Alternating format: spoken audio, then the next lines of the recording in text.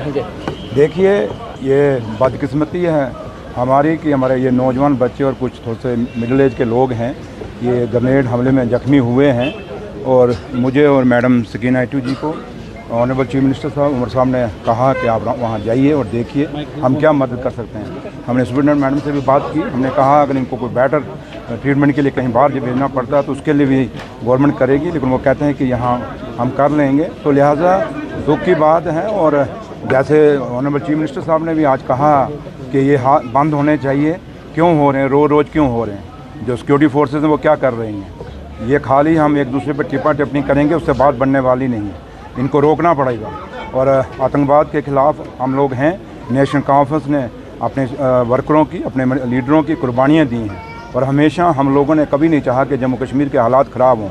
और आज भी हम चाहते हैं कि जम्मू कश्मीर में अमन आए, शांति आए। और हमारे लोग जो हैं, जैसे आज नौजवान बच्चे, पढ़े लिखे बच्चे हैं जो यहाँ ज़ख्मी हुए हैं, और 2 ऐसे हैं जो अभी ऑपरेशन थिएटर में हैं। अब हम वहाँ तो जा नहीं सकते थे, लेकिन उस भगवान के आगे हम यही दुआ कर सकते हैं कि भगवान उनको ठीक करे और अच्छे हो जाएं और तंदुरुस्त हो जाएं। लेकिन एक बात है ज़रूर है कि जो ये घटनाएं हो रही हैं, जब से सरकार बनी है, यहाँ सोच विचार करने की ज़रूरत है। और क्यों हो रही हैं और कैसे हो रही हैं, इस पर भी एक सवाल खड़ा होता है और हम सवाल खड़ा कर रहे हैं।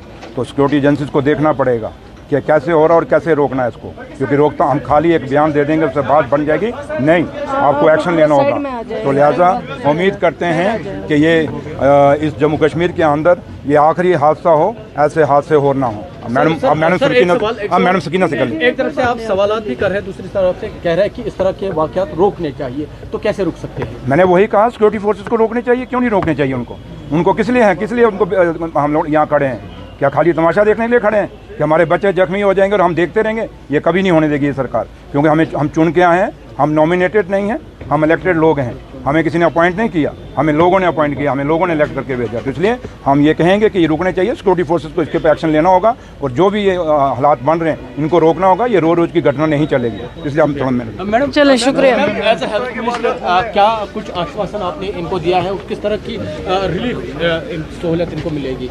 हम तो आए हैं इसीलिए कि अगर इनको कुछ भी ज़रूरत हो, कुछ भी करना होगा इनके लिए, वो गवर्नमेंट बिल्कुल तैयार है। यहाँ डॉक्टर्स हमारे बहुत काबिल हैं, इन लोगों ने भी कोशिश की है कि जल्द इनका इलाज हो सके और इलाज चल रहा है। सभी पेशेंट से हम मिले, सिवाय 2 के जिनकी जो सर्जरी थिएटर में है, OT।